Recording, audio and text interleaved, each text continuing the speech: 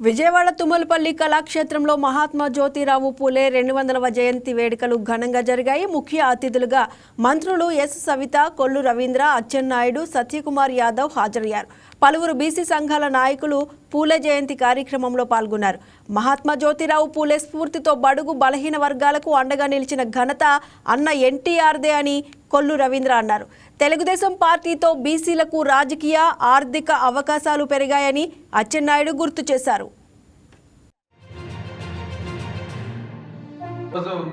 ఒక సామాజిక వర్గాలు కొన్ని సామాజిక వర్గాల్ని అణిచివేత గురి చేస్తున్నటువంటి సందర్భంలో కనీసం వాళ్ళు పెళ్లి కార్యక్రమాలు కూడా పాల్గొకుండా చేయటం, వెనుకబాటుతనంలో ఉన్నటువంటి పరిస్థితులు గమనించి ఆనాడు స్వర్గీయ అన్న నందమూరి తారక రామారావు గారు రాజకీయ అవకాశాలు కల్పించడం జరిగింది. పార్లమెంట్ సభ్యులుగా, కేంద్ర మంత్రులుగా చేసినటువంటి ఘనత కూడా ఆనాడు నందమూరి తారక రామారావు గారు చేయటం. అలాగే స్థానిక సంస్థలో రిజర్వేషన్లు పెట్టి ఇవాళ చాలా నాయకత్వం ఈ రోజు ఇంత పెద్ద ఎత్తున వృద్ధిలోకి వచ్చిందంటే స్థానిక సంస్థల్లో మొట్టమొదటి రిజర్వేషన్ కల్పించింది కూడా ఆనాడు స్వర్గీయ అన్న నందమూరి తారక రామారావు గారిని సందర్భంగా గుర్తు చేస్తాను. దానివల్ల అనేక మంది జడ్పీ చైర్మన్లు అయ్యారు, తర్వాత శాసనసభ్యులు అయ్యారు, తర్వాత పార్లమెంట్ సభ్యులు అయ్యారు. అలాగే చంద్రబాబు నాయుడు గారు కూడా మరి బడ్జెట్ లో నిధులు కేటాయింపు చేయడం కాకుండా మరి 14-19 కూడా విదేశీ విద్యకు కూడా మనం ఆ రోజు అవకాశం కల్పించాం.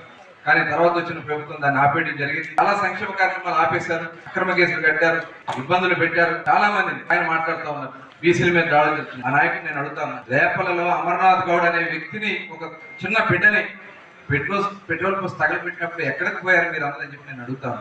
ఎందుకంటే ఇవాళ కూటమి ప్రభుత్వం నిబద్ధతతో రక్షణ చట్టం తీసుకొస్తా ఉన్నాం. రేపు బీసీల వైపు చూడాలంటే భయపడే విధంగా ఈ రక్షణ చట్టం ఉండబోతుందని కూడా ఈ సందర్భంగా తెలియదు. ఇంకా చాలా ఉన్నాయి, వెనుకబడతనం ఉంది. దానికి కారణాలు మనం అందరం కూడా ఐడెంటిఫై చేయాల్సినటువంటి అవసరం ఉంది. వాటి కొన్ని విధి విధానాలు తీసుకోవాల్సినటువంటి అవసరం ఉంది. అలాగే వాళ్ళని ఆర్థికంగా ముందుకు తీసుకెళ్లాల్సినటువంటి అవసరం ఉంది. మన ప్రభుత్వం, కేంద్ర రాష్ట్ర ప్రభుత్వాలు ఇచ్చే పథకాలు కానీ, కొత్త స్కీమ్స్ కానీ మనం కూడా ప్రభుత్వం దృష్టి తీసుకెళ్లి అవి తీసుకురావడం, కేవలం సబ్సిడీలు వాడుకోవడం కాదు, మనం కూడా పరిశ్రమలు పెట్టి పారిశ్రామికంగా తయారైన రోజునే బీసీల్లో ఉన్నటువంటి వెనుకబాటుతనం పోతుందని చెప్పి నేను ఖచ్చితంగా నేను నమ్ముతా ఉన్నా, విశ్వాసం. ఎందుకంటే ఇటువంటి కార్యక్రమంలో భాగస్వామ్యం కావడం ఒక ఎత్తు అయితే, ఒకసారి ఇటువంటి మహానుభావులను గుర్తు చేసుకొని బలహీన వర్గాల అభ్యున్నతి గురించి అనునిత్యం కృషి చేస్తున్నాం.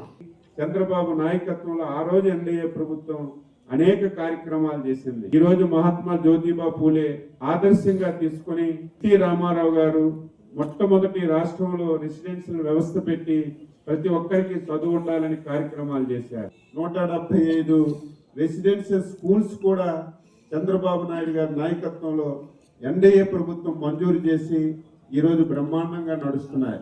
మళ్ళీ ఈ మధ్య కాలంలో మహిళలకు కూడా రెసిడెన్షియల్ కాలేజ్ పెరగాలని బీసీ శాఖ మంత్రి ఆధ్వర్యంలో కొత్తగా రెసిడెన్షియల్ స్కూల్స్ ఇవ్వడం కానీ, ఆ రోజు మనం మంజూరు చేసినటువంటి స్కూల్స్ కి భవనాలు నిర్మించడం కానీ కార్యక్రమాలన్నీ చేస్తున్నాం. మనందరం కూడా ఒక దగ్గర సమావేశం అవ్వాలి, మనకు కూడా జిల్లాలో ఒక గౌరవం ఉండాలని చెప్పి బీసీలకి బ్రహ్మాండమైనటువంటి బీసీ భవన్లు కూడా మంజూరు చేశాం. దుర్మార్గంగా అవన్నీ నిలుపుదల చేశారు.